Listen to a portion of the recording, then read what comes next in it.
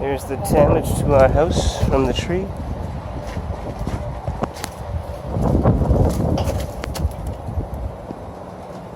Looks as if that one's gone through the roof.